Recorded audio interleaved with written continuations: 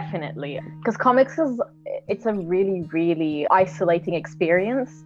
I feel like, a lot of it is just sitting in your room finishing your comic. Even if you're working with someone else, it tends to be that you're sitting in a room and you're doing it yourself, and then they come in and then they do it themselves. And even though there's a community outside of the creation, when we create, especially like here in like the West, you really see this idea of like everyone works on their own. But I think that like working with other people, even during the creation process, is so important. Even though I by the way, I suck at working in a team, but because I've met so many people, and I'm the kind of person who's like, oh, if I'm bad at something, I have to get good at it. I've started to open up to like meeting other people. So I have friends of mine who work with me as an editor, or friends of mine who will help me like color in pages if I'm not having enough time.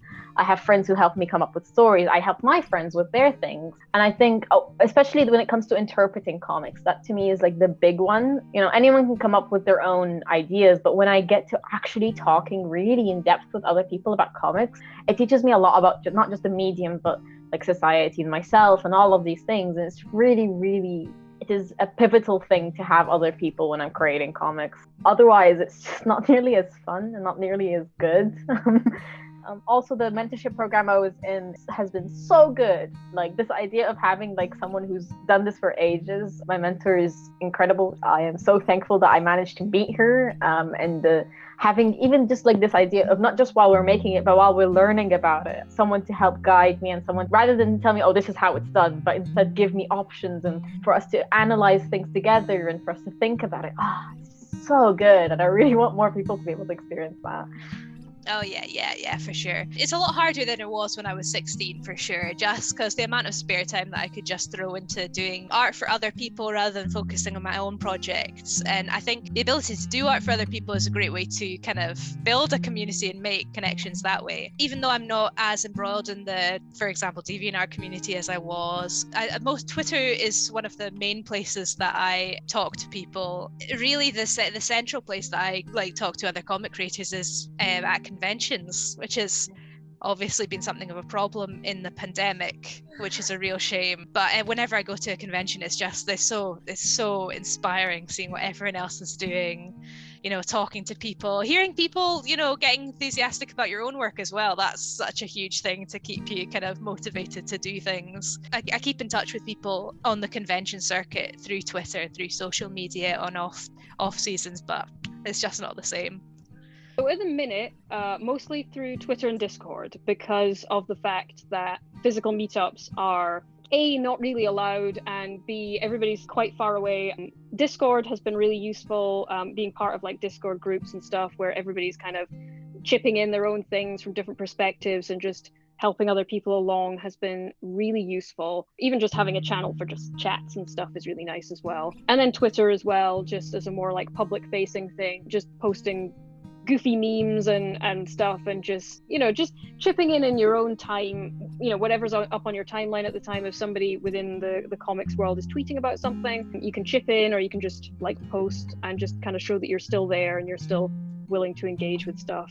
So yeah, I need to do better at just like talking to people. I feel like it was always easier to do at conventions because I could just like go around people's tables. I could like set a bit of time and be like, hey, I'm just gonna be 15 minutes, can you watch my table for a bit, and just like have a walk through. And it meant that I also didn't take up too much of people's time as well, because I'm really bad at just being like, I just like sit there and I wait to be excused, and I'm like, time's ticking a little bit. I really should be going, but there's not like a natural break in the conversation. I need to get better at that. And at the Scottish ones, at least, I would see a lot of the same people coming up again and again. It was just, a nice, consistent way to chat to people. And I didn't feel like I was imposing on anything like I sometimes do if I'm in someone's direct messages. So it's something that I'm getting better at, but it still needs a bit of work. And social dynamics right now are all skew-if, so it's something that I'm trying to do better at. But yeah.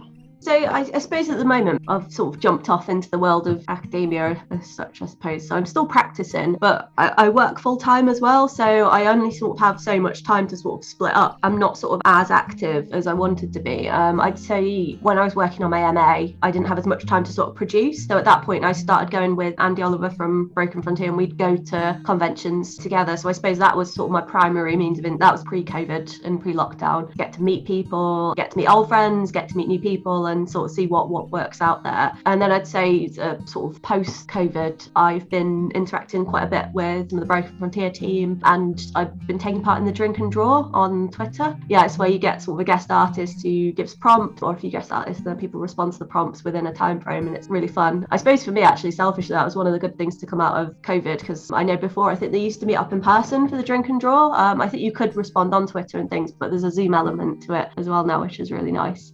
I think it's mostly through Facebook, because that's where all my friends and people I know are. We don't like it anymore because it's so problematic. But it's that thing, I can't delete my Facebook because I have work colleagues and people that I haven't seen in forever.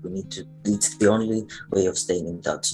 Twitter, I have limited capacity. I'm working on that. I need to be tweeting more. And also I'm on Discord, and there are several channels, servers.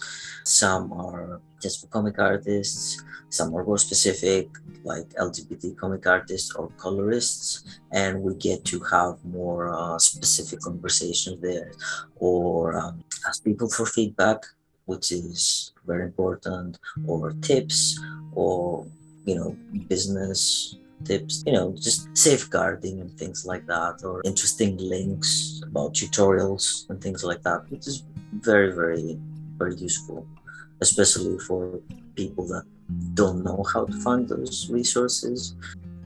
It's difficult to kind of judge without my own personal experiences, which have been complicated, and I guess my focus is on gender because it's been such a massive hill to climb in my life. I started engaging with the comics community when I was in a very vulnerable place, when I didn't really know who I was, and I was still kind of performing this hyper femininity as a way to, I guess, assert some sense of presence without actually kind of tapping into who I am, or just being myself, really. So I kind of felt like when I was performing this kind of hyper femininity, I did get treated a different way than I do nowadays. It's weird because it's hard to judge, because obviously I was in a place where I was performing and not really being myself, and that in itself kind of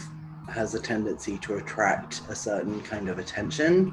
And now it's like an association with more masculine people in comics being more like successful or more serious or something, which is really a reflection on the way that society rewards white masculinity. When I think about conventions and stuff, it definitely feels like a more comfortable place for me now as a more neutrally presenting person. With the publishers, yes, I think so, and sort of Myriad. Yeah, I mean, it's a bit sort of hard work in terms of the opportunities to meet people, and other bookshops is really limited and has been over this last bit of time. And now I really regret that I didn't actually put more effort into it before. Oh, next month I go up and check out your shop and you've just opened, and I come down and say hello, and you always are going to do it, aren't you? And then when suddenly you can't, you realise, actually, yeah, I really should have done but the pandemic has, I think it has built quite strong links, more probably with bookshops and all of the comic shops entirely. Yeah, I don't know, I'll park that as to how things like that really work. I kind of engaged with comics communities at events, because I really have spent most of my working life in my room, and a lot of this was before we had social media and internet connections, so you can only pick up a phone, if that. And then when I did Sensible Footwear, because I'd just been about to start on Sensible Footwear when he asked me if I'd be interested in doing this, Sally, which was yes, oh yes, oh So met so many more. It's mushrooms, absolutely blossomed from being, knowing a few people, meeting a few people to oof, that's been great. Stuff at the Cartoon Museum. And also one lovely thing was when the Cartoon Museum did the Inking Woman exhibition. I'd been involved in the early stages of planning of that, and we all pooled names of women cartoonists and comics people we knew, and couldn't get them all, but it was a lot of people, and that was fantastic. When we had the launch, the opening of the exhibition, an awful lot of those women turned up. It was fantastic. A bunch of them from Sour Cream came from America. Absolutely thrilling. I said, oh, you're so-and-so. My God, quite a few people I knew. I think I knew of everyone, but I'd never met. All their names are completely forgotten now. But it was great. And some of us are even still drawing. So it's Work in Progress Comics is the full name, has been really important. It's a group we used to meet in person, and since COVID we've been meeting online, which is great because I actually moved out of London, so I got to carry on taking part. We've always kind of described it as a support group for people who make comics, so there's no kind of like pressures or we get together and we talk about things we're working on, we show each other work, we give each other advice. They've set up a few kind of groups for actually teaching different bits of comics craft. And it's just such a nice way to engage in a way that, because I kind of got into reading comics, but I didn't know anyone else who read comics and who wanted to make them. So it's been invaluable to have that kind of support network of people who are also still learning their craft, and we can kind of learn from each other and take part in anthologies, which give people who might never see their comics in print otherwise, like the confidence to make something new and release it into the wild. Yeah, I really, really love web comics. I mean, it was quite different, but I remember when I was cartooning in my 20s and then kind of went into illustration and then kind of slipped out when I had my daughter at 32, then I went into teaching. But I can remember before being single and being quite nervous about the future, and there was always a lot of talk about how difficult it was. That almost felt like something that made me want to move away from it a bit. What I would say is the importance of being positive and then coming back into the comics world. So I then came back like 14 years later and came back through LD Comics. What was lovely about that was it was just such a warm and positive environment as well, and had a very strong philosophy. Well, if there's a ceiling that you're banging your head against, you don't need to get stuck. You can actually find your own way and go round.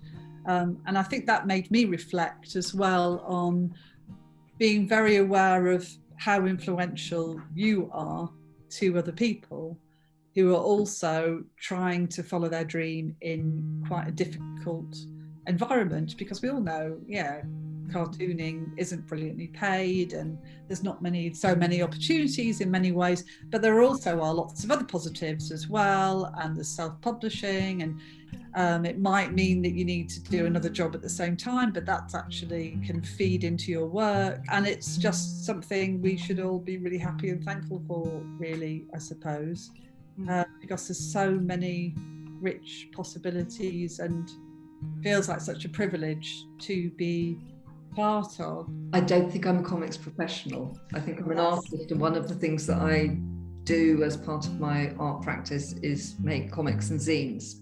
And I feel like I'm 100% a fine artist and I'm 100% a comics maker, and they're both the same. It's all the same thing to me. For the last few years, I've been to 3 of the Queers and Comics conferences in America. And you go along and you make presentations, and it happens in an academic space, and there are academics there, but it's not an academic conference, and you can make presentations about all sorts of things there. And it's just amazing for having generations of queer comic makers. And I feel like people I've met there have become a comics community for me. It's been a very, very amazing thing. LD Comics, of course, which I went to in the real world and now go to on Zoom, and that's been really interesting and important. But over the last year, I've also been doing a lot of stuff online, and I host a fortnightly drawing and chatting group where we're for people who draw comics, and we just meet and chat and draw together. And there's no kind of you must do this and show and tell and exercises or anything. It's just you work on what you're working on, but just have a bit of a chat, and that's been really, really nice to do and become quite a lovely small community. I made a book recently, my first book after all these years of doing things. I never yearned to make a book, but now I've made one called Resistance, Sustenance, Protection. And as part of my Arts Council England funding for that, I asked 6 other people who'd made comics during the pandemic to join me in doing online readings in various venues. So those are amazing people, and I wanted different voices. I didn't want to just be promoting my voice about the pandemic. I wanted other people's experiences to be part of that. And I think maybe that comes from zine-dom. Yeah, just wanting to find out what everyone's doing, and it not being necessarily always about self-promotion, but raising other people up with you and stuff as well, and hearing about what other people have to say. So I've been working with some amazing people in Drawn Out. I just want to be in a physical space with people though, and talk to people in that way. And I think that's probably something to do with my age and lack of technical savvy. Most of my interactions with comic professionals happen over Twitter because I've curated my Twitter to be pretty much all comic and art professionals, mostly comics, whether they're writers, editors, agents even. I want to be in the loop, and I started really properly curating it around the time when I graduated. At the time, a little bit before I started mainly using Twitter, I was mostly on Tumblr, which had been curated to fandom spaces, which had made me very unhappy. So my Twitter was really untouched. I mean, there were a few, like, I followed quite a few people that were in those fandom spaces. I just either muted or unfollowed, and I just built it up. And actually, most of my opportunities I'd gotten from there.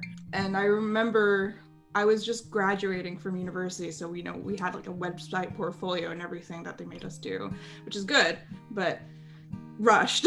And I remember I saw this Twitter post where it was like, oh, hey, if you're like BIPOC or something, and you want to show your portfolio to like professionals in the industry, slap it over. And so I did. Like, there were 2 professionals more or less that looked over it. One of them was, I think, from like a thing with the university. The other one was Bianca, who is a storyboarder, and she looked through my portfolio, and we had loads of like nice little emails with each other, and she introduced me to Stephanie Cook, who is a comics writer. And through that, I started sort of wiggling my way in. It felt like they kind of adopted me, or I've sort of adopted them. And so now they are my industry parents. Right now it's all online, unfortunately, which is just so boring. Well, I mean, it's okay. The thing is, it does the job of communication. It's been a bit challenging just to try to make it a bit more physical. I think I've actually like felt the loss of it, actually, because a lot of the responses and I'm getting incredible responses from my book and I'm loving it, but most of it's digital and gauging emotions, and my work is incredibly emotional and incredibly raw, and there's been lots of people that have said that they've cried when they've read my book, which was totally not my intention. So I cried whilst I was doing it, but I was just like, okay, I'm crying, I'm getting it out, and this is going to be like a rational, measured kind of analysis of all these cultural conflicting things, and it'll be fine. But actually people have read it and they've gotten really emotional. I think that was the amazing thing with self-publishing, actually, because you'd produce something, like you'd produce it a week before, and you'd have all this huge like effort to like get it to the self-publishing fair, and then you get there, and then you're there and you're talking to people, and you get that real immediacy of what people are thinking of it, and it's like a, this sort of like feedback loop. Yeah, I think because I've known of people across London and now wider across the UK, there's definitely avenues for it. So for me, the first thing that I can think of is Broken Frontier and the work that Andy Oliver does and the other group that is within Broken Frontier. I just think we need more avenues like that, but right now Broken Frontier for me is a huge one. There's obviously like other micro groups as well. Yeah, there's different ways that I connect with people, I guess, from different parts of my personality as well. Like, I think it's kind of a nervousness thing that I tend to be like, hi, how are you? How's it going? And I remember at a convention one time, because I exhibit a lot with Sian Jefferson, who I went to uni with. And someone came up to her because I was having a really bad day. Something had happened. It was, something quite serious. So I was just kind of like, okay, here's your books. Great, cool. And someone came up to her and said, Sarah's not her usual self. She's not smiling. And Sian was just like, she's a human? I think especially as like women or like as female, feminine kind of presenting people, is that people tend to kind of think, oh, cute, hi. And it's easy to be like patronized. I owe you nothing apart from if you buy my comics, then I owe you a comic because you give me money. But apart from that, I owe you nothing. Yeah. Commissions, I think that's a good chance to meet other comics people. So like with the one I just recently finished, 10 Years to Save the World, and there'll be new creators that I'll be working with and writers for the next commission. So before COVID World Comics Festival, and I really enjoyed them, just to go around and just meet people that do what you do. And I think Facebook groups are very handy as well, like specific Facebook group if you need to reach, because of course it's not exactly every other person is a comics creator, so it's good to have professionals there when you need a second opinion on something. And I think I don't use Twitter because I don't use social media much, but I have Instagram. Yeah, I find very useful for discovering new people's work as well.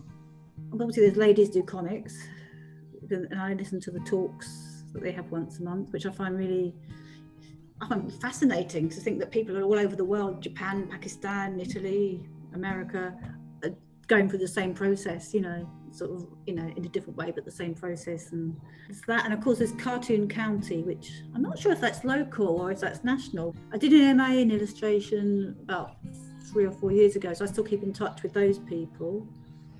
And I'm a member of Writing Illustrators Group. There didn't seem to be such a need for it, so that went sort of, that's just down now to a Facebook page and a website, whereas it used to be really active. It was like every month we'd have a meeting with portfolio nights, agents, publishers come down to speak to us. As I say, it's just sort of dwindled, which is a shame. I think it's because it was people that started it were sort of people that left college, in the 80s, and I think they had rather an old image. A lot of the younger illustrators didn't want to join. They were just a different approach, I guess. Yeah.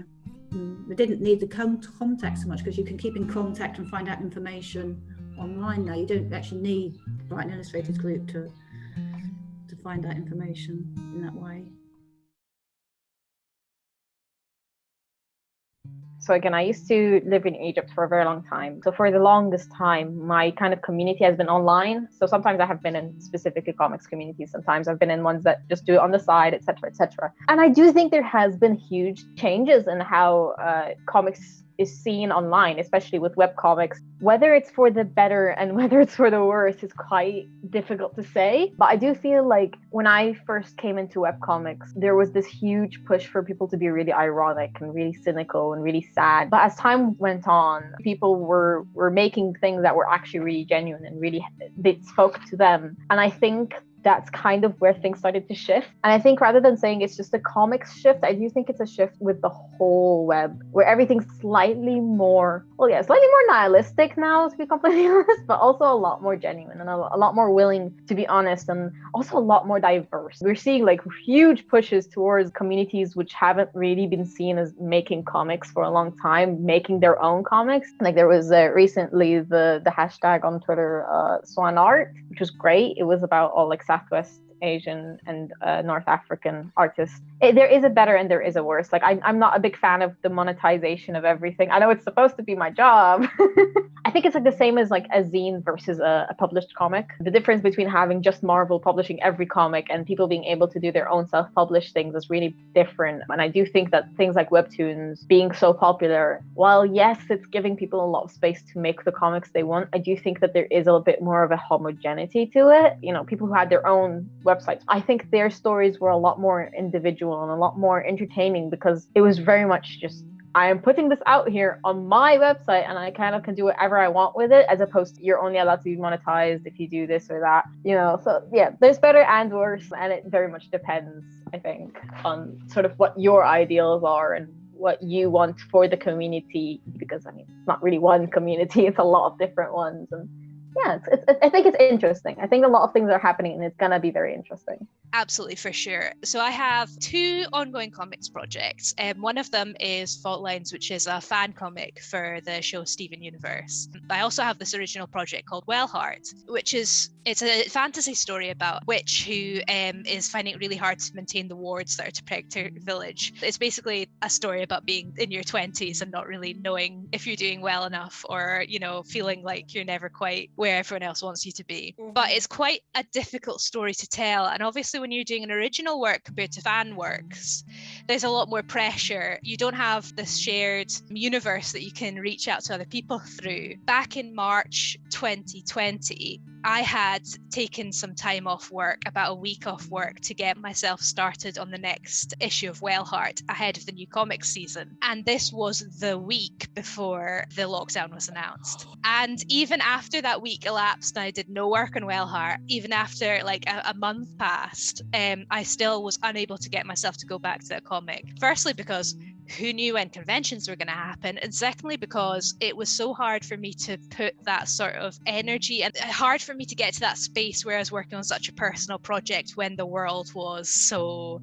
the way that it was. So at the end of that month, I just went, you know what, I'm just going to work on Fault Lines. I'm going to keep Fault Lines posting and I'm going to keep working on it. It's a fun place that I can go to, and it's much more easy for me to connect with people over it because I'm posting it week by week. I expect that when I do go back to Wellheart, it'll be because I know exactly when my next convention is going to be, so I'll know when to have a target to get finished for. Not having the conventions as well, just not having that deadline, not having the confirmation that people are going to see your work at the end of it and there's going to be this moment where you share it with everyone is, yeah, it's so huge.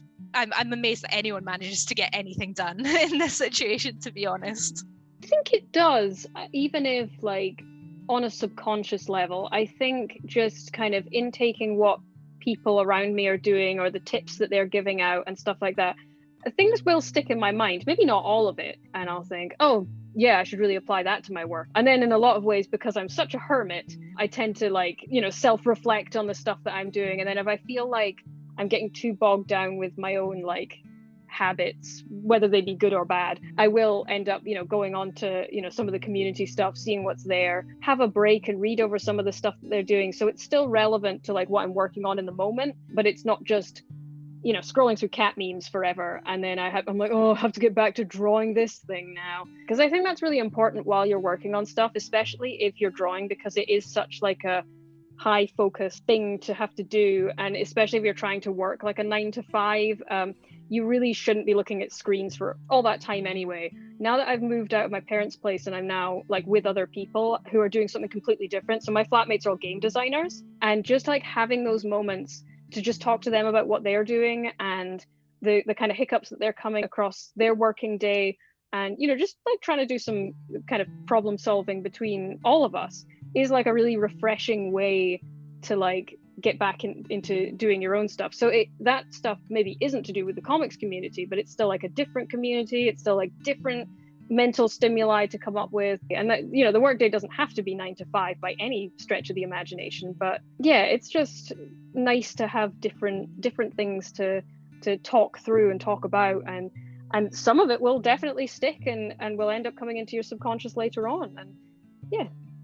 I mean, it certainly affects what I publish, as you know, in my job at Myriad, obviously, but because I see such kind of great stuff all the time that actually I think, oh, can I do that anymore? I'm not sure if I can. So, of course, knowing what people do, seeing what they're doing, how they're doing it, it has an effect on you know, your own work. I mean, actually, I used to. And I think that's a good thing. And actually, if people are copying others or whatever, it's a great way to learn. I mean, I think, you know, really studying other people's styles and taking something of it is really important, so that you're absorbing what other creators are doing. And hopefully it you know, feeds into the way you do your own work. As with any art making, you know, kind of however much you might think, you know, you're the first person who invented this kind of form, you know, it's actually much better to absorb and take in and, you know, find your own way of doing it. Yeah, I would say it does, because like I follow a lot of artists like on Twitter and Instagram and such, and I see their work, and that has definitely like inspired me in my own work, or shown me different ways that I could approach my own work too, because I had a lot of exposure to more autobio comics, like through following other artists and seeing what's in graphic memoirs and that such out there. So I'd never really considered doing that sort of thing for myself as well, but it did make me consider and try doing it for myself, which was quite interesting. I don't think it will ever be like what I'll mainly do, but it was fun to like experiment with that. And then also just having that sort of community to talk to as well, even like if it's just like message or Twitter or whatever, it's still pretty good, because like you can share work with each other and sort of like encourage each other, which is always really good. I think because a lot of my comics are sort of based in a bit of the creepy and the horror, I'd say I take probably a little bit more of my inspiration in that respect from other media, or like folklore or stories or weird occurrences or things that go sort of bump in the night. I'd say in terms of industry, I take a lot away from working with professionals who I suppose are really good at sort of structuring me a little bit. Like when I mentioned the sort of running joke with me sort of doing all my pages the wrong size, I think sometimes I can just get really involved in this is what I'm going to do and this is what I want to make, and I sometimes need reminding to sort of think about the audience, think about who else might want to read this, getting it proper on a page. I find it really helpful to speak to other professionals for sort of practical and I suppose editorial input as well. I think everyone finds that helpful. Working in isolation can be really tricky, so yeah, I think sometimes I need a bit of structuring. Having the community and having it grow in the way that it has just sort of highlighted how diverse actually the people who enjoy comics are. And it's with, so for example, someone recently who joined said that they've got the courage to send their comic off for like a sensitivity reading, and that was kind of like a good reminder for me to kind of look at what I've done, the characters that I've made, and just to sort of look at them with that critical eye that's like, is this like problematic? Is it sort of lazy writing or quite trite character development? It's also been interesting in the way that it's kind of helped me refine the way that I talk about my own comics as well, because it's not obviously just about the making. It's like you've got to tell people. But yeah, exactly, sort of having that community there. It's like, well, how am I communicating to them that I'm a comic creator, and is there anything that I'm doing that might sort of, you know, upset someone in the community? Yeah, it's been really good for ensuring sort of a nice balance in my work and ensuring that I'm writing and things are coming across the way that I intended, especially these days when things can get a little controversial quite quickly and sort of controversy spreads quite quickly. So it's just sort of helped me at least have a safe place where I can bring up something that maybe I'm not particularly confident about including it, and could anyone really sort of just weigh in to see if there's anything problematic so it can be nipped in the bud. When I did my first book, I wasn't really part of the comics community at all. I didn't really know anybody or anything at all. So I was sort of doing it for myself, and I was kind of surprised that people read it. And so everything since I've felt like I've become more part of the community, I don't really feel, it's weird, I don't really feel like I'm writing things for people in the community. I feel like I'm trying to uphold a standard on behalf of, my corner of the community. I feel like I don't want to let people down. I don't want to let my peers down. That's how it feels. Before I met anybody, I was thinking, I've embarrassed myself and my family. But now I'm thinking, maybe I will have embarrassed my friends who know me, or anybody I've ever sold a book to will think, I've gone down a weird route. So now I just feel responsible and guilty all the time. That's all. More self-conscious about what I create now. That first comic, I wasn't thinking about, I didn't know any of the comics community. And since then, I've met quite a few, and I'm a little bit more, self-conscious of that's my excuse. I'm making excuses. I have a block. I'm not sure why I have a block, but I'd love to make a story again. Like I've got a stack here of zines and small press comics that I think are really good, and managed to make a single story from beginning to end, which I love to read. So as I love to read that, I want to be able to create that. And that is not an easy feat. So I've been looking at these and seeing how they do it, and looking at how they make the page turn, how they format the artwork, why it appeals to me. I've been trying to analyze it. So going back to when I made a comic the first time, I was like, this is a breeze. And now I'm like, I'm definitely possibly overthinking it. I'm a strong believer that the never meet your heroes thing is very dependent on the person, because in the indie comics community, in the community that does not have that much money, my heroes and influences has been excellent, like 100% of the time. And very frequently it's led to friendships and later collaborations. I was a fan of the artist Dom Duang, who submitted a piece for Sextries, which is a Spanish anthology. And then I messaged them asking, is this available in English? And they were like, we have plans to hopefully do that at some point, but not yet. Also, hi, how did you find us? And then years later, I got invited by them to a convention they were running, Kaboom, in Barcelona, to talk about comics from a trans perspective on a feminism panel. It's mainly that I find nice comics and then I message people and be like, hey, this is really great. Do you want to be friends and stuff? Not maybe that directly, but I love it when people reach out to me, and I like to put that out into the world as well, just positivity, because a lot of us indie folks, queer folks, put upon folks could do with a bit of validation now again. It just feels really nice.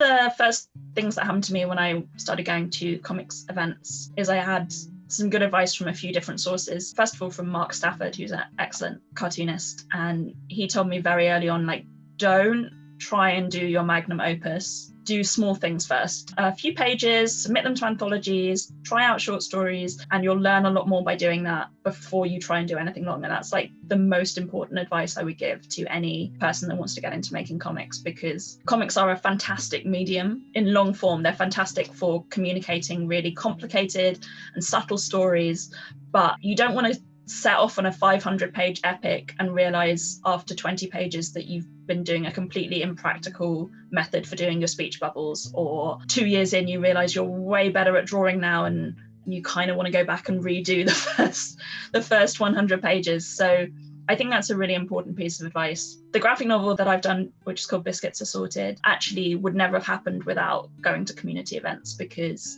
it was at an LD Comics meetup that I went to the pub afterwards, and I spoke to Jules Scheel, who at that time was doing One Beat zines. They agreed to put out a sort of mini pack of my zines, because I showed them my zines, and to sort of sweeten the deal on that, I did a poster, and because they were interested in feminism, I did a poster about feminism, which made me come up with this visual of the kind of cookie cutter outline with a person behind it.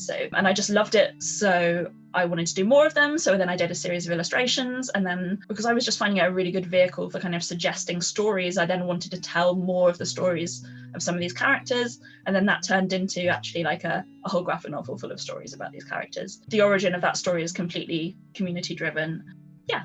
100% actually, and in some really tangible ways, because I think when I started working and studying and researching comics, I'd come from an English lit background, and I was very focused on the stories and how the stories were being told, and that for me at that point was very much all about the narrative. That's a long-winded way of saying I was really guilty of ignoring quite a lot of the art, to my shame. And I think one thing that has absolutely come across to me in the research I did into British girls comics, but also just from the people I've met, and just from the way that artists generally are treated by the industry and so on, despite being so important. You know, is this focus on the importance of the artwork, the composition, of all those kind of angles in telling the story. The other thing actually is the production aspect of comics as well. I think this was something that comes across from talking to editors a lot more. Again, another like massively invisible role, right? But how that's kind of shapes the way that stories are being told, you know, where the kind of beats of the story are falling, what order things are being put in a collection. If you're looking at the old girls comics, where the color elements are falling and this sort of thing. And again, I'd never thought about it as a production issue. I think I just kind of thought these things sort of, you know, sprung fully fledged into life. You know, the mechanics of the industry and kind of those kind of hidden roles of kind of editors and the hidden production processes that I've managed to educate myself on a bit more. I think that's absolutely informed what I do, and the importance of the kind of visual side, which seems so obvious when I say it now, but I think is because of the way a lot of comic scholarship perhaps has come about, is very easy to overlook, because we think of it as stories and we try and elevate it to literature and so on. So yeah, definitely trying to take a more holistic kind of approach that acknowledges a lot of that where I am now, I think. In terms of the community itself, there's a lot of deprivation in places which people wouldn't expect it. You know, Kendall has issues, but it is connected. It's quite middle class. Quite a lot of people move up from the south when they've retired, or even from the north, or from whatever. Once you get into the lakes, there's an association in people's minds with wealth, you know, because it is a playground for the rich. But on the other hand, it's a place that's severely deprived. And rural isolation obviously brings with it a lot of things. Some of it is linked to mental health. And what's quite interesting for me as well, talking about the lakes, as we've got one in the background, is there's an area, because we are identifying ourselves by our name with the lakes more broadly, not just with Kendall, even though that's where most of the activity currently takes place. The lakes, particular areas, are highly visited by Southeast Asian populations of Northwest England. If you go down to Windermere and to the grassy area, you'll regularly see, you know, at the bright times of year, obviously, Eid celebrations, Diwali, you know, and celebrating. We're all challenged with being inclusive, quite rightly, but inclusivity, I think, has lots of different elements and stories. You know, neurodiversity is particularly interesting to me, and I think that's where comics, in particular, without stereotyping too much, because there's much more to it than that, but neurodiversity is something I think comics can really tackle, you know, and especially bearing in mind neurodiverse people, particularly people with autism, are the least employed people in the country, which I think often escapes people. You know, neurodiversity and autism gets overlooked too many times, in my view. Sometimes I think you draw something, you think, well, what would such and such draw? Like if I draw something, I think, do you think that was a good depiction of something? You know what I mean? And I sometimes use it as like critical eye without actually involving the other person. So that's one way. But I think also discussing things, if we like in talk, and whenever you hear somebody talking about why they do something, like I say, a ladies who come to talk or something like that, you hear them talking about it. Part of that reflection could be, yeah, they do it like that, but I do it like this because, or I do that too, you know. And it's sort of that in part of the comics community, you can reflect, you learn from people, but it also helps you reflect on yourself and why you're doing things. The other thing I still go to, because it's reasonably near, and is Comics Forum. That's as I said, the academic conference, and some of those things I find really interesting. Though there's other aspects of, if I was going to study comics myself, which I've thought about doing, is I'm kind of really interested in the mark making and the reasons why we do certain things, why people, and why it makes a difference. You know, like if you work digitally, or do you see the same hand in it as you do as somebody who's drawing with a pencil and so on? Yeah, that's another way of looking at things, but I'm not necessarily ever doing anything so that it has an academic response. But sometimes you think, well, hey, do a PhD on working out why I did it that way when you just did it because that was the piece of paper you had. But yeah. Like I said, I haven't had much interaction with a lot of like the community in general and different other social medias besides email. But what I will say is that talking to these writers behind the scenes in the emails and having conversations with them and how they describe their own work and how they sell it to me, it really opened my eyes into like this world of independent comics, because before that I didn't even know independent comics were a thing.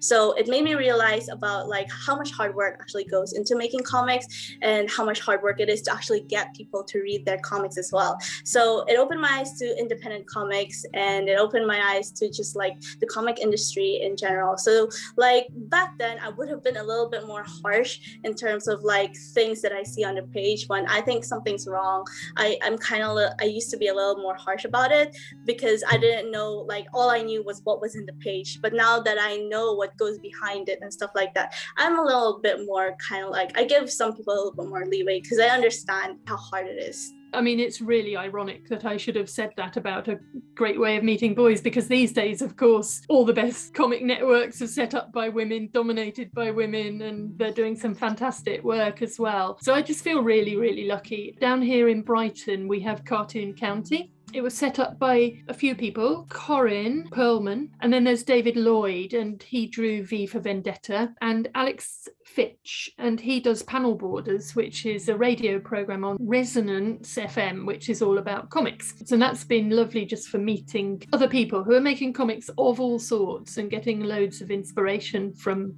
them. And then out of that, I suppose, I've got a sort of little core group of very close friends who all draw comics. There's 4 of us, and we started chatting away on Facebook Messenger. You know, whenever any of us has a question or like, oh, I'm not sure how to draw this, or what do you think of this layout, but also lots of just sociable chat.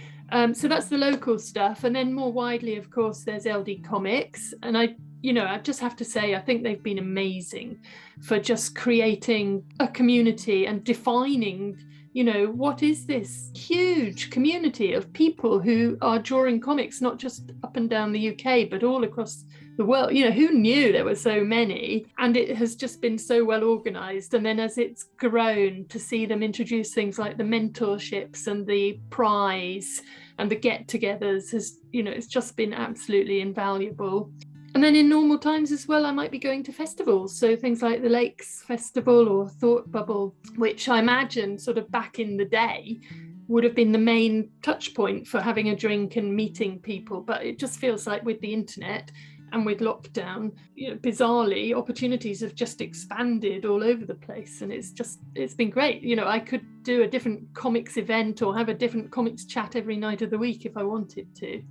It does give you such a boost, honestly. I think I've made a comic about it in the past as well, where I've got myself into a rut and I'll be like, this is not working out. I'm going to stop. I'm not going to do anything. I would get myself into such a wee dark bubble, and then I would be like, let's do this table, let's do this convention. So then I would go out there, because I did feel down at one point, and I remember just sitting there at the tables, and then you'd have people coming and they'd be buying stuff, and then they'd be giving me nice comments, and then it's just, I feel like I was really charging a battery, and it was helping me so much that I was just so thankful, and I was just like, thank you all so much. You just don't understand how much this means to me. But to actually go to these things and be around like-minded people, it does boost your confidence, and it does keep you going.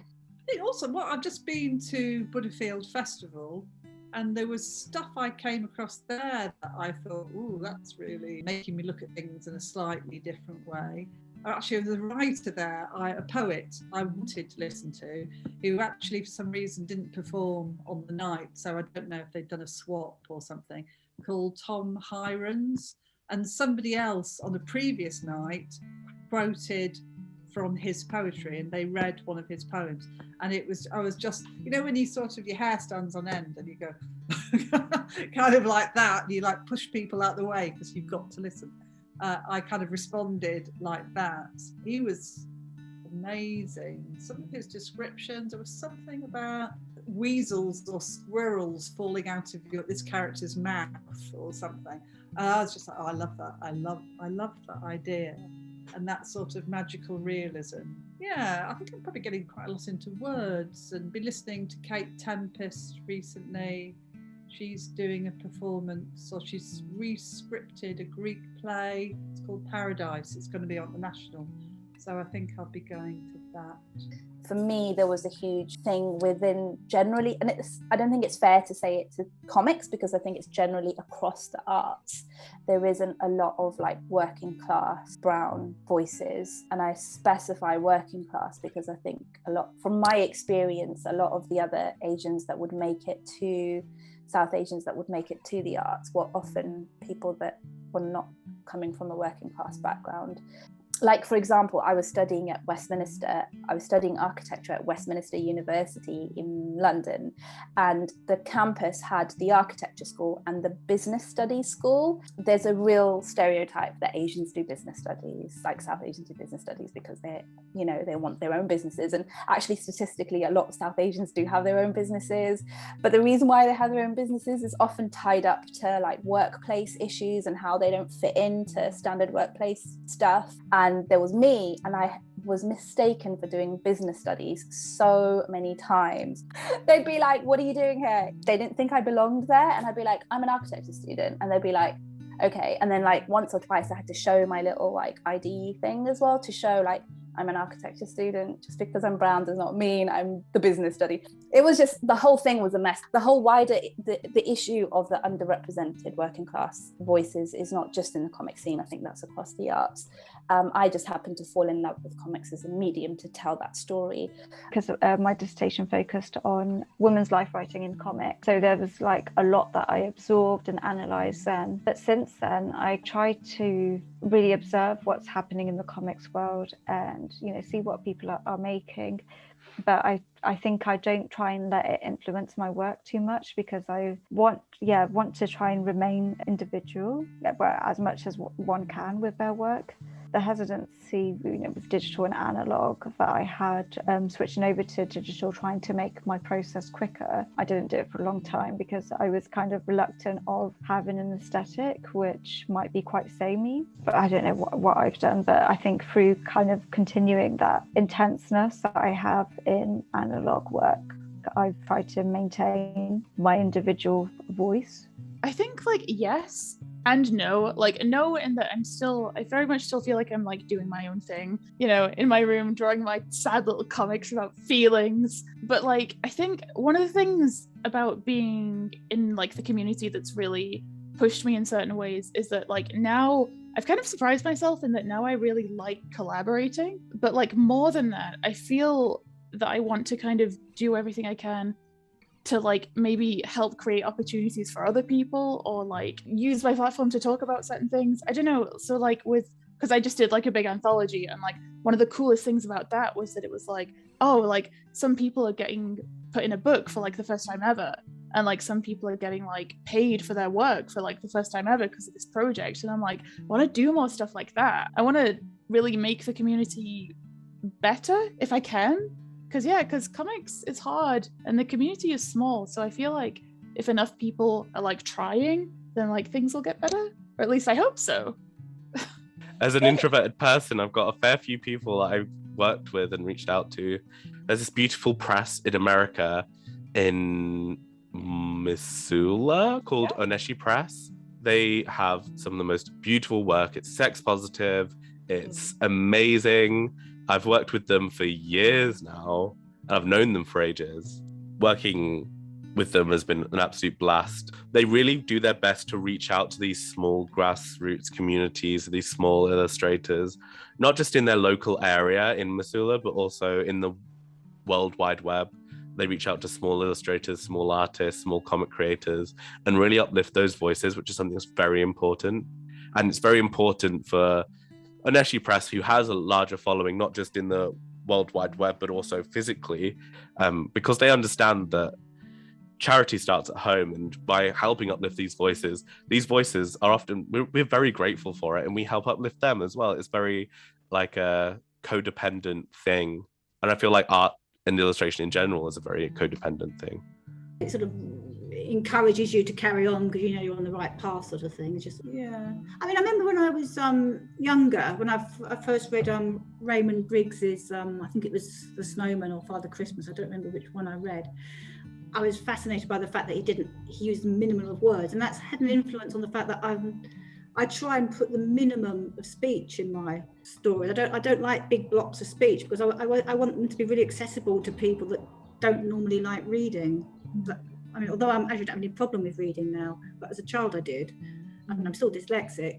But I know a lot of dyslexic people as adults, they find books so scary, and if they open a page and there's a block of text, they're not going to read it, whereas if it's just little tiny bits. So I always try and use the smallest amount of text possible. So I think Raymond Briggs's book with the the minimum amount had some sort of influence on me.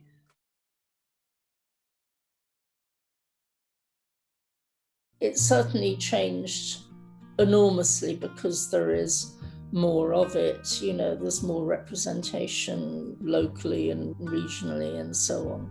I think that's all to the good. I mean, we're actually kind of, as a community, I think, you know, we have a pretty strong voice, you know, doing MAs and PhDs and so on. That's also incredibly important, kind of writing about comics.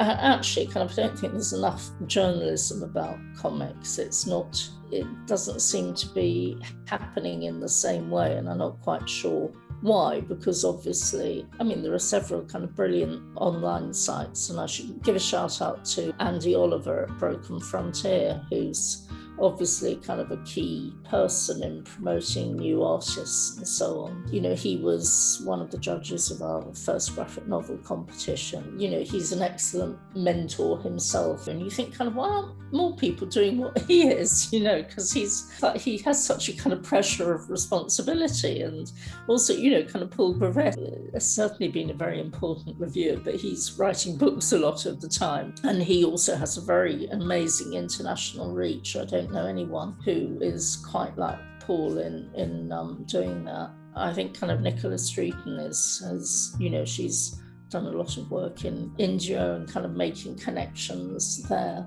And, you know, she was the co-author of our book, 100 British Women Cartoonists. There are many people kind of around who really network and make links, and who, you know, actually create jobs for themselves in sort of boosting and supporting the community and, you know, helping them get work. And that's, you know, that's definitely, since I first started, I mean, that's a, you know, much bigger thing now. And it's thanks to individuals who really want to take it forward in different ways. To be honest, I haven't been in the comics industry that long, because it wasn't something that I started off wanting to go into. And for quite a long time, I was just like, you know, sort of like a consumer of comics, like a reader, rather than being in the industry. So I haven't really been in it that long. Probably, I'd say maybe about 4 years or so, something like that. Don't know if I could really say, like, from my perspective anyway, there's been any sort of big seismic changes, like from when I first sort of started getting into it. I guess, well, one sort of change is, again, it's like COVID happened, so that stopped a lot of like in-person events, like meetups, like Ladies Do Comics, like they did like monthly meetups and everything, like in person, but that's all moved virtual, online. Like comic fairs had to be cancelled, or if they did continue, it was again online. So I guess in that sense, like one change the comics industry, it's that it's become, like, by necessity temporarily as well, like more virtual.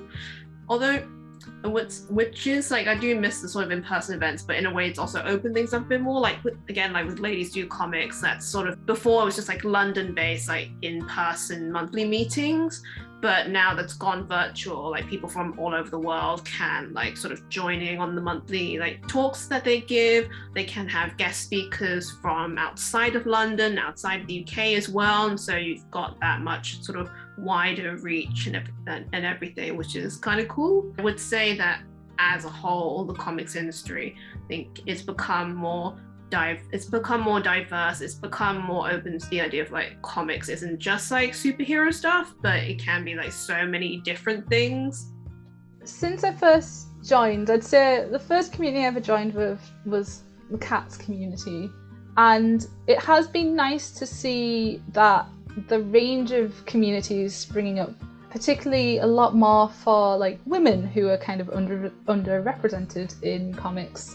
It's obviously good to have those spaces, and something that has affected some but not all is sort of, sometimes it can be quite difficult to start an organic debate, especially on an online community where it's all text and you don't have body language or tone of voice, and without that you can't, and because people don't know each other, especially when you get to like the bigger ones, you like if a friend said something slightly problematic, you'd probably just realize it was awkward wording. Whereas I find that sometimes in some communities, if you don't word things quite right, people can kind of be like not as understanding, and if enough people are like that, it can be quite difficult, even as sort of a leader of a community myself, to kind of just come in and just say, hey everyone, you know, maybe calm down, there's probably more nuance to this. It's like trying to tell an angry person to calm down just kind of makes them angry. You're not sure if that's happening because you don't know the people, like they don't know you, you don't know them. So I'm glad that they're kind of getting bigger, but I think when it does get bigger, I think it becomes more important for sort of moderators to feel like they have the power to come in and just say, look, can't, like, maybe everyone step back a second. But overall, it's great. I love it. I love there's more communities. I love there's more women-focused communities. I like that essentially we can make these global now because of the internet. Yeah, it definitely has. So my first book came out in 2008. So that was my first real interaction with the scene. And I think the first convention I ever went to was Thought Bubble, and I'd never been to one before that. And even that felt really accepting and accessible. I remember that I think I rocked up. I didn't even know that I was supposed to draw. I was a guest, and I didn't even know that I was supposed to draw, that people would want me to draw anything for them. I just turned up, I was like, I'm here. But yeah, I mean, it's always been like certain people in it have always been acceptable. Like I can definitely see a change in the audiences and the people who are exhibiting as well in different festivals. I mean, it's definitely become, like at the start it was especially sort of more white male heavy and older as well. And I feel like audiences have gotten younger as I've gotten older, become less male and less white. How can I put this? When I started out as a young lady, I mean, I've never been especially feminine or, you know, looked in any way like I would be interested in having a relationship with you, strange man, in a comics convention. But I did get a different kind of tension then, more unwanted comments and things than I do now. And maybe it could be because I've just sort of nailed my non-ladylike colours to the mast a bit more, or it could hopefully because people are realising that that's not okay. You can't come out with these comments as soon as you've been introduced to somebody at a festival. Like when I started, like I said, I've been reading comics. I'm in my 40s, so I've been reading comics for 30 odd years. I would say that it's become much more mainstream. Illustrators now see it as something they can add to their portfolio. I think, people like Nobrow came along who are very art-based. It became quite hip. I mean, it always was. It's interesting because there was always this sort of small press underground scene going on since the 60s, 50s. And it feels like underground became cool in the 90s and 2000s, and underground became cool, and then underground became mainstream and suddenly viable option. I mean, I think it's a good thing. I think it's really good. Anybody and everybody should make comics, and anybody should read comics. I'm really glad the snobbery or looking down the nose is gone, you know. There's definitely a bigger audience for comics now. It's interesting because now as well you see them in Waterstones, you see them in big bookshops, which didn't used to happen. Films are now being made into film more often, which didn't happen, or they did, but not to the standard that's done now. And they're taken much more seriously, or series like Dead Endia being made into a series. And can I just say, I clocked that. I saw that and I was like, that's going to be a TV series. People are now seeing it as the extra arm, you know, from animation, film, comics. And it should stand there as one of the pillars of storytelling, When I first joined the community here in Greece, we had a comics forum. It was, the old style bulletin board. People post something. After a while, there was so much drama. It's a thing that happens in every kind of scene, I suppose. Like people fighting about which is better, DC or Marvel, and people rolling their eyes and things like that. However, it was friendly enough as for new people to join the scene, like I did. But everything was public. The way the community is now, well, first of all, it's more global. There are lots of things for people from any potential country to join. It's easier to engage with people, and at the same time, people are more aware now that things need to be a bit safer. And if someone has to say something about the company, like whistleblowing manner or something like that, or someone has a concern when it comes to abuse and the industry, something like that, they can find support, and it's not gonna be all out in public. It's gonna be given its, respect and safe space. So I think people are more aware of, yes, we need to have fun and engage with each other and learn, but at the same time there need to be some safeguards so that people have their safe space. In my 20s or a teenager, I wasn't aware of things like that because it's like we didn't have them. You would say whatever and people would say whatever online. You'd read it and be like, traumatized for life. Things like that. Absolutely, because the amount of like camaraderie and back and forth with feedback and being able to bounce ideas off other people helps keep me in check with how much I'm writing about is understandable inherently by people who understand like trans tropes, who understand like where I'm coming from at an emotional and experience level, and how much of it is, nah, you need to explain that. Not everyone has seen this movie, not everyone has felt this thing. And comics is really nice for that. Like, compared to comedy is very much, you've got to keep people on your level as you go through, otherwise you'll get to the punchline and no one will know what's happened. I'm just trying to make sure that whether it's a joke or whether it's a personal story, I'm trying to get the point across in a way that is understandable, it can meet me at an emotional level. I was learning so much about it, how it worked, and going to my first festivals and taking in so much information. I guess I wasn't really super aware of what was going on. I just had my own kind of experiences. I feel like maybe nowadays it feels like people are more open to criticism and like listening, modifying behavior to be more ethical. That's another social media thing, is just having more of an open, transparent conversation. I don't know if that's something that's changed since I've been part of the comics world, but it definitely feels like there's more of a dialogue nowadays about who we want to celebrate and why, and who we might be overlooking and why. And I think that's really important in every industry, but especially visual industries. That's sort of how you communicate the world, is through art. That's like one of the first places you can kind of try to change how people view the world. That's a really difficult one because, yes, we kind of need to do more online and things have changed a bit. Amazon's made a huge amount of money, hasn't it? And so everybody reading books went to Amazon. But bookshop.org also started, which was, a really, really good thing, which was just so welcome at the time. I think it saved a lot of us in many respects. They started in the States and they were a conscious fight back against Amazon, because Amazon has been very negative impact on bookshops. And basically they give some of the income back to the shops, and you can set up an affiliate page. And I think you can do it as an artist and creator as well. They've been very supportive and working with booksellers throughout the UK and campaigning to try and get people to go there, because it's quite clear that that's the way people are shopping a lot of the time online. It's not during my hours. It never will be. They'll be sitting there at 11 o'clock and going, I just remembered. Well, I could go there, but now I'm thinking about it now. And you just think, well, you wouldn't have known if I didn't exist for your own good. If you didn't exist and you couldn't walk into any shop and do that, you wouldn't know that you wanted it on Amazon. You're using me as a window and then buying from somewhere else wherever's cheaper. And you're going to lose that window. You're going to lose that portal into that world that you want to explore, aren't you? What's going to happen next and how things are going to settle. But yeah.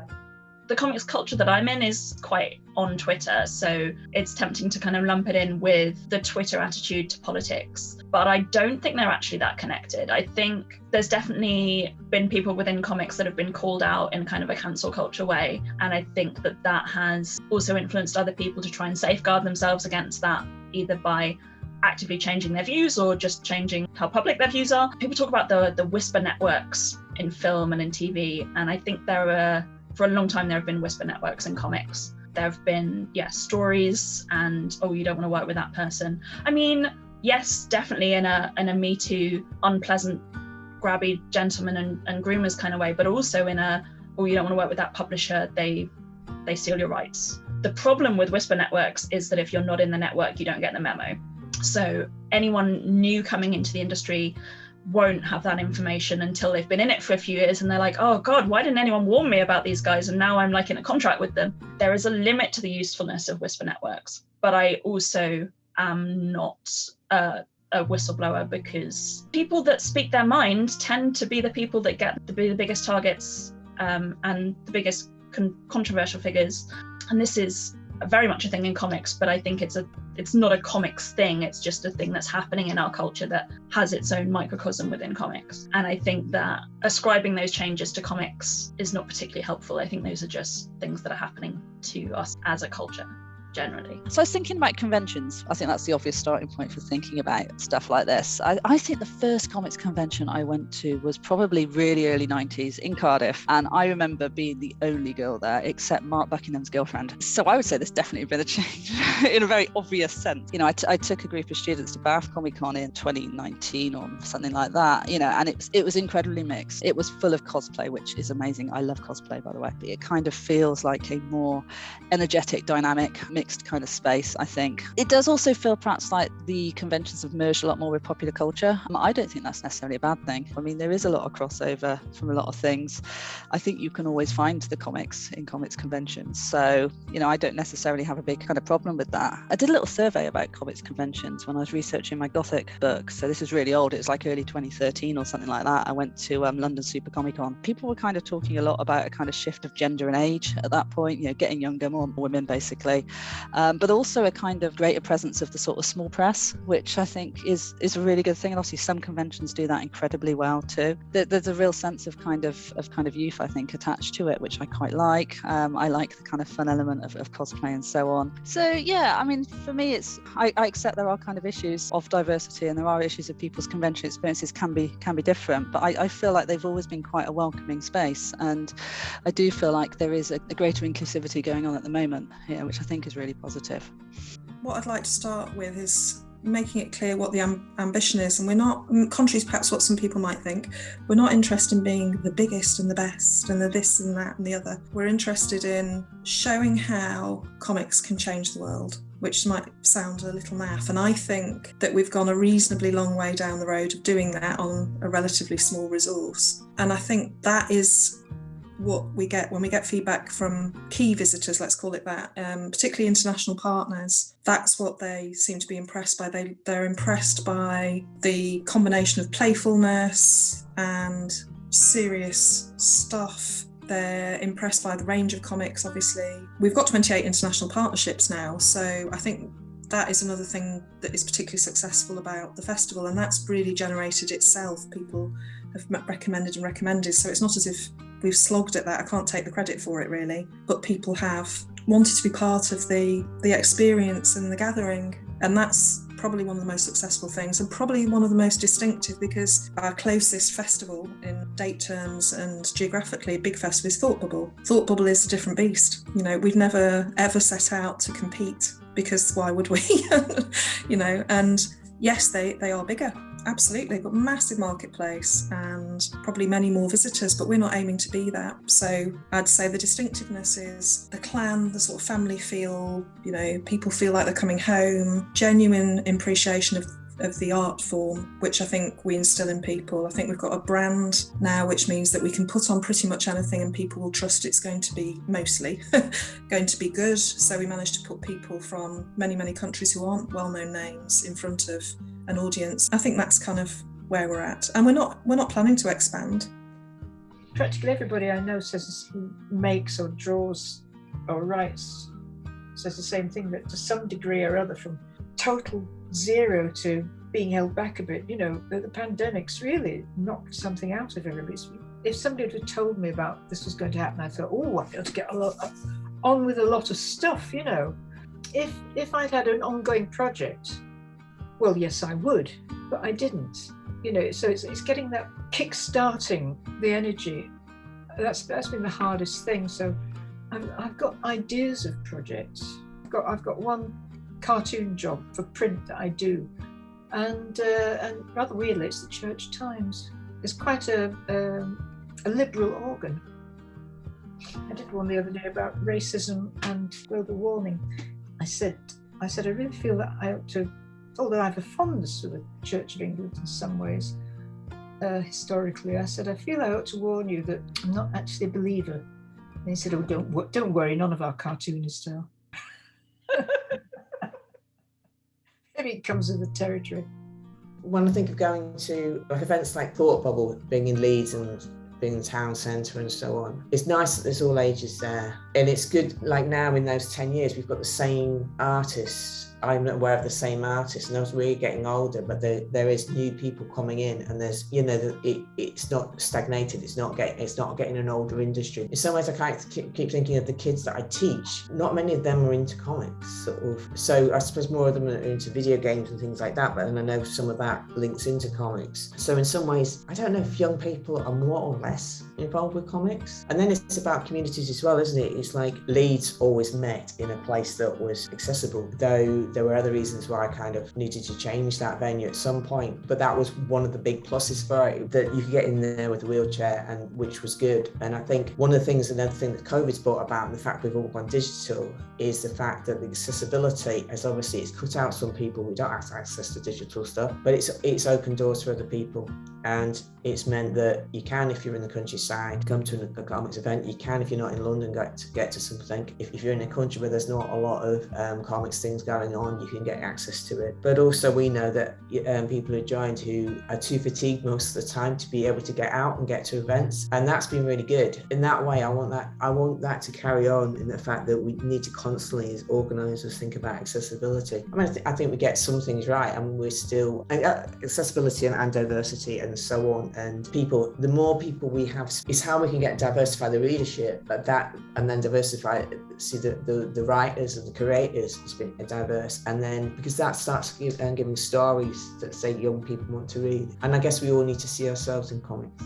Of course. I write for A Place to Hang Your Cape. I'm actually the head comics editor there. I used to be just a comics editor, but then some changes happened, some people left, and then I became head comics editor overall. And I write for them. I liaise with a lot of different comic creators, getting their work reviewed in our site, and then that kind of stuff. And then assigning reviews to like my fellow writers who are like below me, and then giving feedback if their reviews or their articles are in the tone of like the A Place to Hang Your Cape voice. So that's my role. In terms of my interaction with the comic community, I've actually only been in A Place to Hang Your Cape for like 1.5 years. So I haven't had a lot of like exposure to the comics community in general. The most exposure that I've had is like talking to the comic creators in emails and getting them to send us copies of their stuff and then having to review their stuff, that kind of thing. I kind of liaise with them in that sense, and that's how I talk to them. And outside of that, I'm still kind of new to the community in general. I'd probably say no, just because it really has not been very long. I started making comics when I was 19, so like it's been a good 2 years or 3 years. I think again I do want to express that I'm grateful for the trailblazers who came before.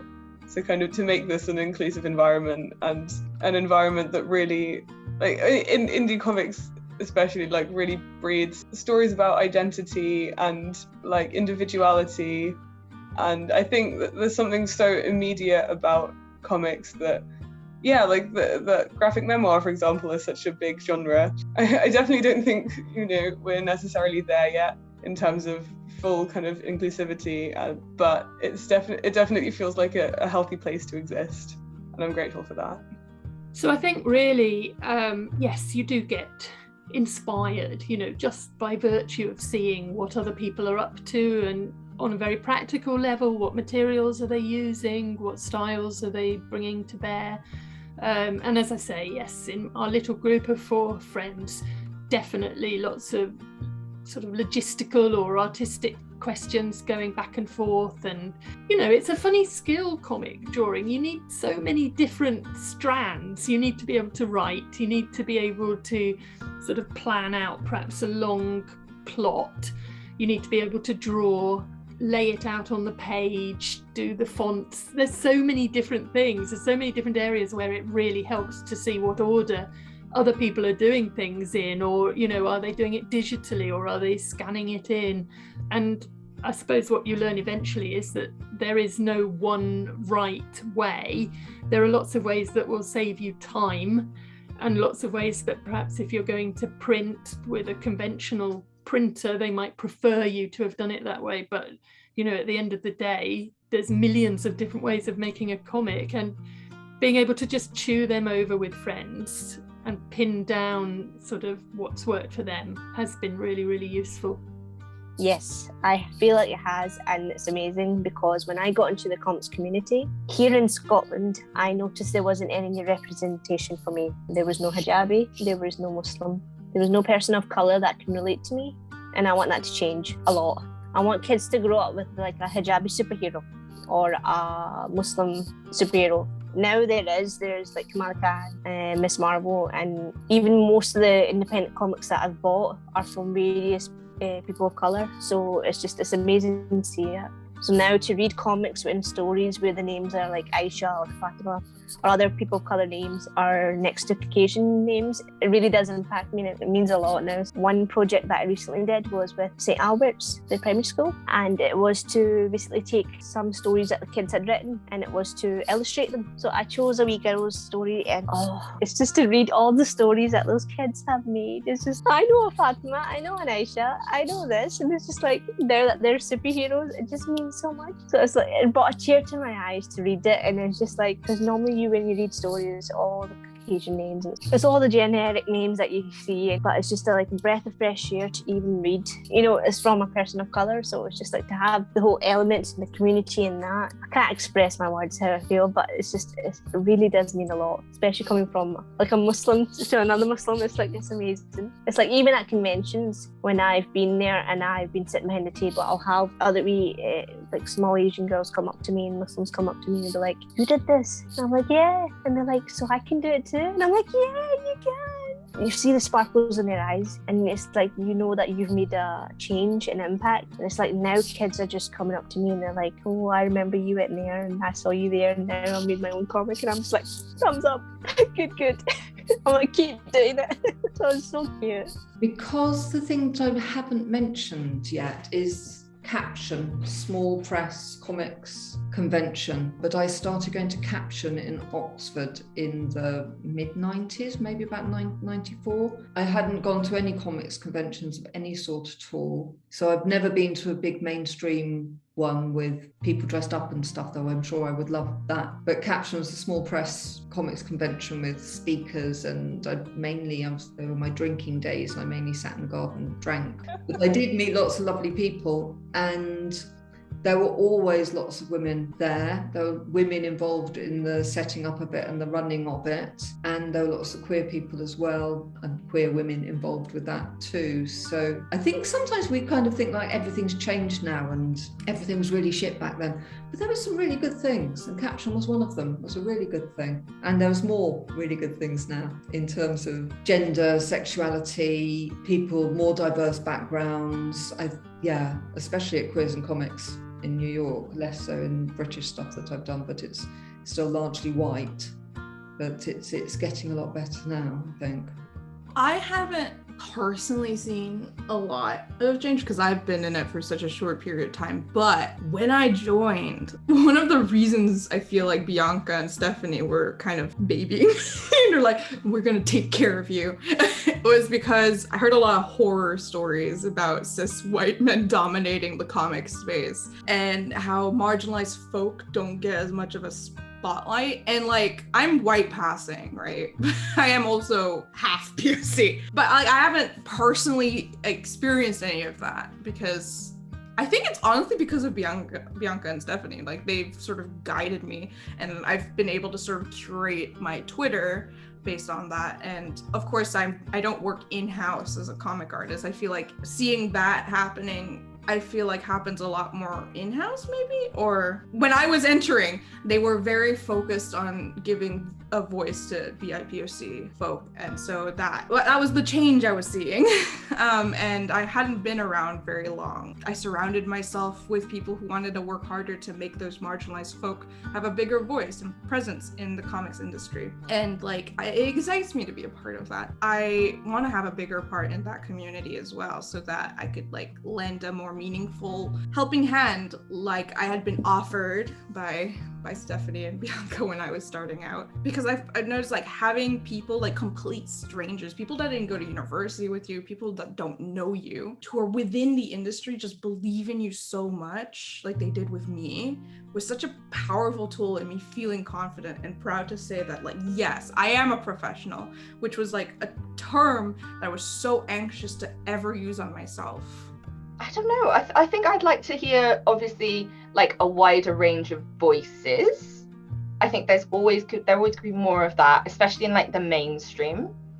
I think there's just such a variety of like things out there at the moment. I think it's more a case of getting the stuff that's already out there into the mainstream. Do you know what I mean? Because there's such a wide variety of comics, there's such a wide variety of stories going on online, and a lot of the time it's just like a self-publisher, or sometimes it's like a teenager who has no idea how they're gonna get it out, how they're gonna get people to read it, and then we're just overwhelmed with the mainstream. Because I used to work in a Disney store for a little while, for about 6 months, yeah, and I just remember the utter frustration of how much Marvel I'd have to sell. There wouldn't even be like Marvel comics in there. So it's this kind of idea of what a comic should be in like the general consciousness, without even showing them a bloody comic. There's not even like the language of comics is being passed on. It's just kind of like, oh yeah, cool superheroes. So like I feel like I haven't really been like in the comics community for that long, especially compared to like most of my colleagues. Like I think I joined Twitter in like, I want to say like 2017, 2018. My impressions of the comics community when I was sort of first coming into it was that like, it's a bit of a boys club, a bit of a like superhero club, whatever. I don't know if this is more of just a recent thing or just because I've been exposed to more of the comics community, but it seems that like most people in it, or at least in indie comics, are like, queer, or like, people who have disabilities, or like people of color, and like so many different people that are not just the like straight white guys that I thought it all was. And that's really cool. And I think I'm seeing more and more like of people doing like community projects with comics and like graphic medicine, and like really trying to use comics to do like good things. And that's really cool. And I think as time's going on, and especially with COVID and people kind of being a bit more like, oh, the world just kind of sucks right now, how can we use comics to make it better? And I've seen a lot of people doing that. And like I said earlier, that's like what I want to be doing as well. So yeah, I don't know if it's that the comics community has really changed that much, or if it's just that my exposure to it has changed, because people have always been like into zine culture, and like, in zine culture it's very punk and very progressive and stuff like that. But yeah, it's cool. Comics are cool. Currently in the pandemic, not to date this or anything, but being in a pandemic, being in lockdown, those are the only people I communicated with, was Ellie, Rian at Heavy Heart Illustration, and we all lived together in like a little bubble. And they are my little chosen family, we call each other. And I want to be able to share that artwork that we created. It was more of a collaboration, really, than just me creating the artwork. And I want to be able to push that forward into like the wider world, the World Wide Web, see how people feel using these filters. I know I've only got a small little niche platform that I've not been very active on recently, which I do feel bad about, but it's something that I just want to be able to get out there and to share with people.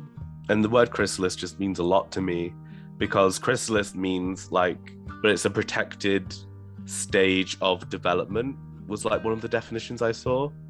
And I only very recently came out. It was like January, February time. I came out to like my friends as non-binary. Being in lockdown made me fully have an introspective look at who I was, my gender identity, as it has for many people all the way across the world. And it's allowed people to fully explore and experiment more than it has been being put into real life situations. It's a really beautiful thing that's happened. And I just kind of wanted to express that as my like final hurrah for my degree. Yeah.